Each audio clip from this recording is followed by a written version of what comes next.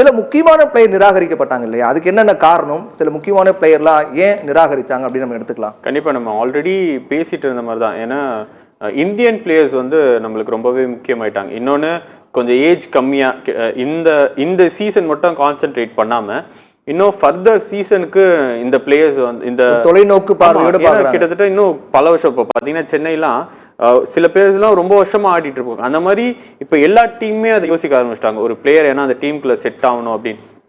ஆனால் டேவிட் வார்னர்லாம் கிட்டத்தட்ட 36 வயசு ஆயிடுச்சு. ஸோ அவர் இதுக்கு மேலே அதனால தான் அவர்லாம் அன்சோல்ட் ஆகிட்டார். ஏன்னா டேவிட் வார்னர் இத்தனை சீசனாக ஒரு டைம் ஆரஞ்சு கேப் வாங்கியிருக்காரு. இன்னொன்று அவர் ஓப்பனிங் இறங்கினா கண்டிப்பாக அந்த 6 ஓவரில் ஒரு 40 ரன் 30 ரன் 40 ரன் கண்டிப்பா அடிச்சு கொடுத்துட்டு ஏஜ் மட்டுமே காரணமா ரிஜெக்ட் பண்ண முடியுமா? ஏன்னா ஆமா, இப்போ பாத்தீங்கன்னா மேக்ஸிமம் எல்லா டீம்லயுமே கோச் மாறி இருக்காங்க. ஸோ அது ரொம்ப முக்கியம். ஏன்னா இவ்வளவு நாள் கோச்சோட திங்கிங் வேற மாதிரி இருக்கும். இப்போ பாத்தீங்கன்னா குஜராத் டைட்டன்ஸ் பாத்தீங்கன்னா கோச் வந்து ஆஷிஷ் நேரா, அவர் அதிகமா ஃபோக்கஸ் பண்றது பாத்தீங்கன்னா வெறும் போலர்ஸாவே இருக்கு. அதே மாதிரி பாயிண்டிங் பாத்தீங்கன்னா பேட்டர்ஸ் தான் இருக்கு. ஸோ இந்த மாதிரி ஒரு கோச்சுக்குமே இன்னொன்று ஃபிளெமிங் பாத்தீங்கன்னா மேக்ஸிமம் நியூசிலாந்து பிளேயர்ஸ் மேல அவர் ஃபோக்கஸ் பண்ணுவார். இந்த மாதிரி சென்னை. ஸோ இந்த மாதிரி ஒரு டீமோட கோச்சை பொறுத்து இருக்கு.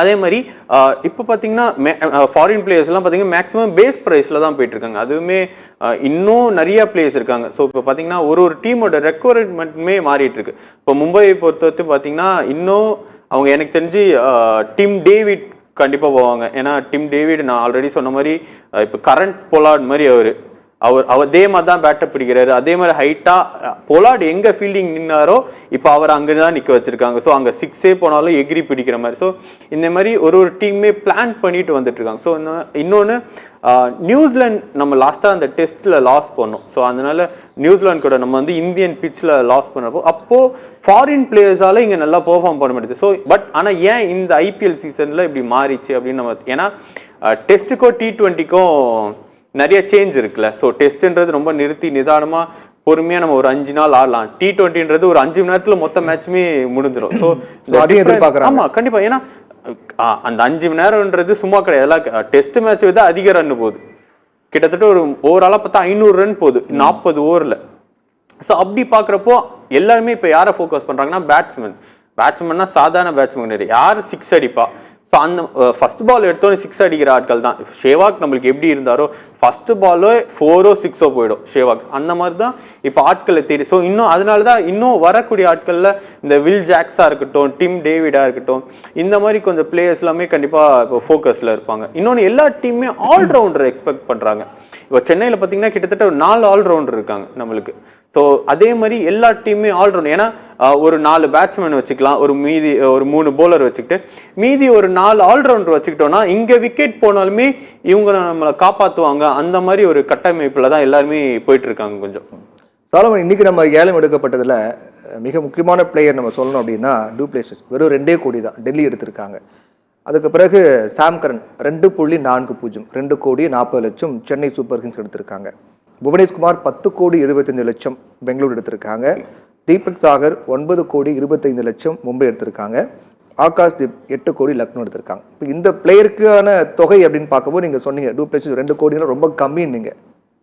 அது கம்மி தானா, இல்லாட்டி அது டெல்லிக்கு ஒரு பெரிய ப்ளஸ்ன்னு சொல்லலாமா? அவ்வளோ கம்மியான தொகைக்கு அவர் கிடைச்சிது இல்லை, சூப்பர் பிளேயர். ஆக்சுவலாக ஒரு ஸ்டார் பிளேயர், ஒரு சவுத் ஆஃப்ரிக்காவை லீட் பண்ணக்கூடிய ஒரு பயங்கரமான ஒரு பிளேயர். 2 கோடி ரூபாய்க்கு அப்படிங்கிறது வந்து பெரிய ஜாக்பாட் தான்.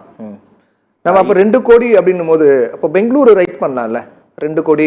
இல்லை, அவர் அந்த இடத்துல பிளேஸ் பண்ணி அவர் ஒரு கேப்டன்ஷிப் வேண்டாம் அப்படிங்கறதுனால தான் ரீடைன் பண்ணலை. அவங்க டெல்லியோட கேப்டனாக இவர் போவாருன்றீங்க. ஏன்னா அக்சர் பட்டேல் கேப்டன்ஷிப் கீழே, ஏன்னா இவர் கொஞ்சம் எக்ஸ்பீரியன்ஸான ஆள், கொஞ்சம் இதாக இருக்கனால கேப்டன் எனக்கு தெரிஞ்சு அவங்க யோசிப்பாங்க. ராகுல் இருக்காரு ஆப்ஷன்ல. அக்சர் பட்டேலா அவங்களை கேப்டனா போடலான்னு சொல்லி டெல்லி மேனேஜ்மெண்ட் ஏற்கனவே யோசிச்சுட்டு இருக்காங்க. அதனால நம்ம அது கொஞ்சம் அப்படி இப்படின்னு தான் இருக்கு.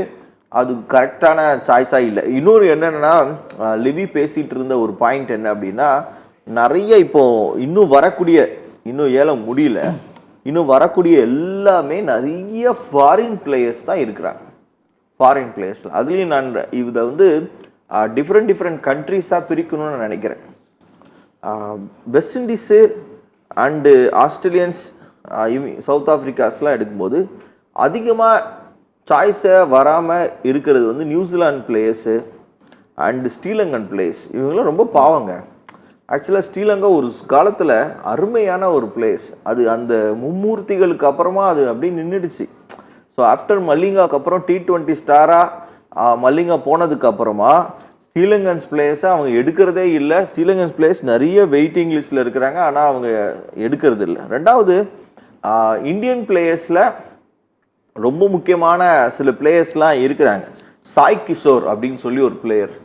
ஸோ லாஸ்ட் சீசனில் குஜராத்துக்கு ஒரு பெரிய, ஏன்னா எனக்கு தெரிஞ்சு அவங்க குஜராத் திரும்பவும் அவரை ரிட்டைன் பண்ணுறதுக்கு ஆர்டிஎம் மாதிரி யூஸ் பண்ணுறதுக்கு அதிகமான சாய்ஸஸ் இருக்குது. அவர் மேலே அதிக எக்ஸ்பெக்டேஷன் இருக்குது. ஓகே, மனிஷ் பாண்டே இந்த மாதிரி எக்ஸ்பீரியன்ஸான பிளேயர்ஸும் இருக்காங்க. அவங்கெல்லாம் மனிஷ் பாண்டேலாம் அன்சோல்ட் ஆகிறதுக்கும் வாய்ப்பு இருக்குது. அதே டைம் ஏதாவது ஒரு டீமில் போய் செட்டில் ஆகி கொஞ்சம் ஸ்ட்ரைக்கை ரொட்டேட் பண்ணுறதுக்கு தேவைப்படலாம். தீபக் ஹூடா இருக்கார். ஸோ இஷாந்த் சர்மாலாம் வயசாகிடுச்சு, திரும்பவும் எடுத்து டெல்லி போடுவாங்களா எனக்கு தெரியல அவர் மேலே இது பண்ணுறதுக்கு. ஸோ நிறைய ஃபாரின் பிளேயர் இருக்காங்க. ஸோ அவங்க இதில் சர்ஃப்ராஸ் கான் இருக்கார். அவர் மேலே எனக்கு தெரிஞ்சு போகிறதுக்கு வாய்ப்பு இருக்குது. சர்ஃப்ராஸ் கான் கண்டிப்பா பெங்களூர் போக வாய்ப்பு இருக்கு. ஏன்னா கோலி கண்டிப்பா கேட்டிருப்பாரு. ஏன்னா லாஸ்ட் டெஸ்ட் வந்து அவர் கூட கொஞ்சம் நின்று அவரோட கேம், ஏன்னா டெஸ்ட்டும் அவருக்கு கொஞ்சம் T20 மாதிரி ஆடிட்டு இருந்தார். கொஞ்சம் கடகடன் 4 இன்னும் நிறைய பிளேயர் இருக்காங்க. யாரு எந்த டீம் எடுக்க போறாங்க தெரியல. இரண்டாம் நாள் ஏலமும் ரொம்ப சுவாரஸ்யமா போச்சுன்னு நம்ம சொல்லணும். ஏன்னா கணிக்க முடியாத பல திருப்பங்கள் ஏற்பட்டது.